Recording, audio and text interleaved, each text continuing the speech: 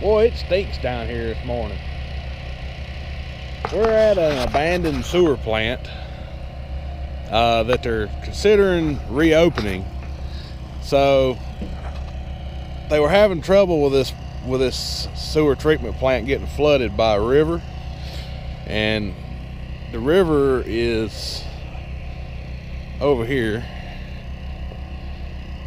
It's pretty good ways over there behind the other side of that silt fence over there. But what we're doing is building a berm to help keep the river out. Now the thing had a berm partially around it.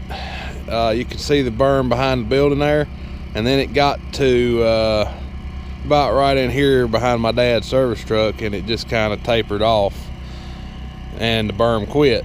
So we're extending this berm on around and tying it back into over here where the ground starts getting higher again. So we're going to be on D5G today, and we do have a microfin laser receiver on this dozer.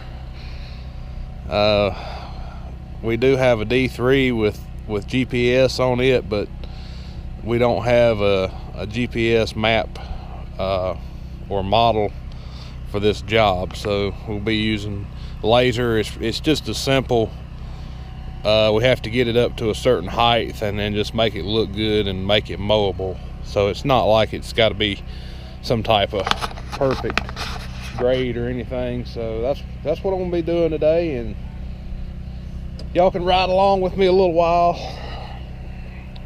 So hang on tight.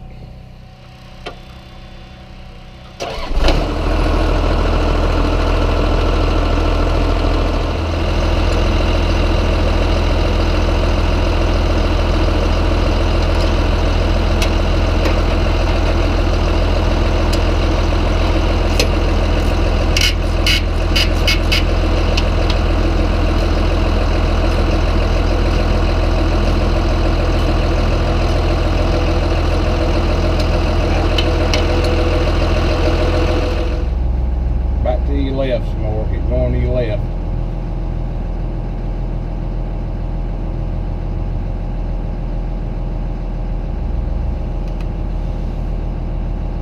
Alright, nothing.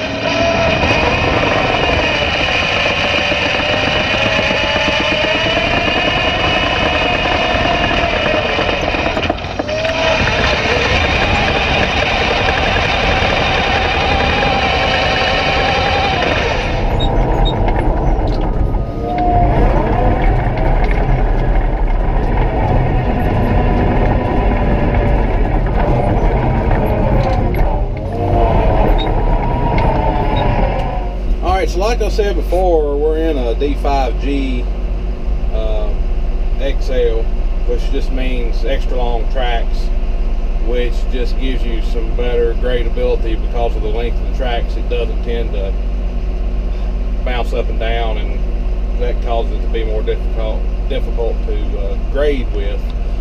But this thing is pretty simple to operate. well, it's simple to drive, let's put it that way. Now, it takes a lot of time and a lot of skill, a lot of hours in the seat to get to where you can actually do something with a bulldozer. I mean, anybody can go out and knock a pile of dirt down, but it's hard to, you know, it takes a long time where you can see grade and get where you can cut grade and make it look good and cut slopes and make things look nice. It's kind of like being an artist with a piece of machinery, you know, when it comes down to the finishing touches.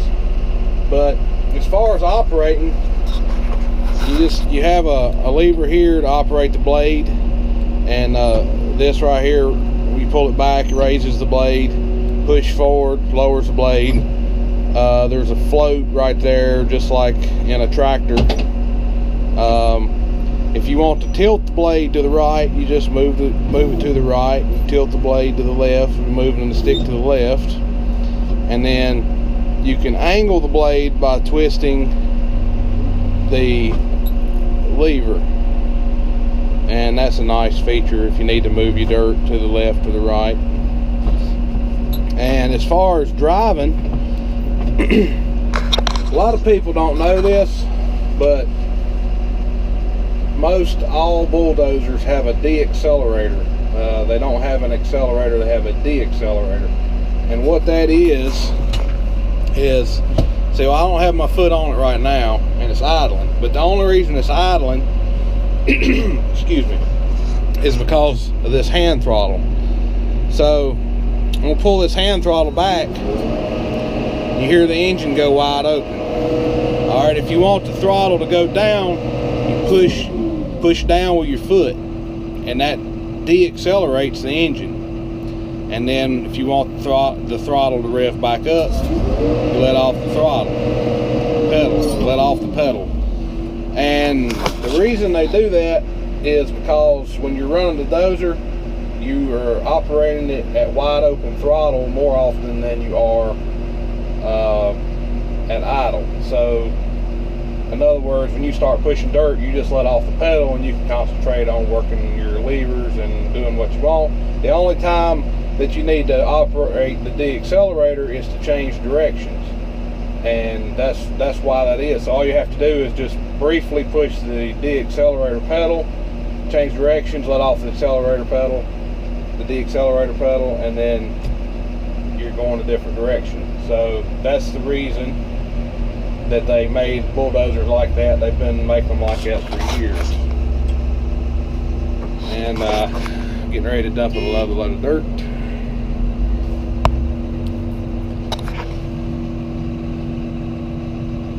But anyway, while he's doing that, I've got my throttle wide open. I'm holding the accelerator down, and all you have to do to go forwards is push this lever forwards and let off the de-accelerator. And then if you want to go backwards, that's neutral and that's reverse. You can probably hear the backup alarm. And you let off the de-accelerator and you go backwards. Now, if you want to change your speed, you use these buttons up here, and there's a gauge right here. And if I push the up button, the speed goes up. If I push the down button, the speed goes down. So that changes the speed. And they have it marked as a 1, 2, and 3, kind of like to make it more familiar to people that run dozers that had a 3-speed transmission. But this transmission is all hydrostatic, so you can run it anywhere in between 1 and 3. It don't have to be on gear 1 or gear 2 or gear 3. You can run it in anywhere in between 1 and 3. You can go that speed. And whenever, even if you have it in gear, you can push the de-accelerator all the way down and completely stop the tractor from moving. So that's another advantage to having hydrostatic. Whereas a gear drive dozer, when you mash the throttle pedal all the way down to de-accelerate the engine, the dozer would still try to move, because it would be more like it's kind of like a manual transmission, but they use a torque converter with it, but it won't completely stop at idle. It'll actually kill the engine. So anyway, this is, you know, this type of transmission really makes driving operating the dozer really nice. And to steer it, you just lean the stick left and right if you want to steer to the left, or if you want to steer to the right. That's all there is to it. It's that simple. So, and of course, the more you push it, the more it steers. And it's got an extra little detent over here that you can feel, and that'll actually cause the tracks to counter steer. One will, like if you go all the way and push it into this detent, one track will go forwards, and the other track would go backwards, and that would make you turn around really fast. But it really tears the ground all to pieces if you do that. So, but that's a nice feature. Sometimes that it helps you get out of certain situations. But anyway, let's push a little more dirt and try to get this thing built up.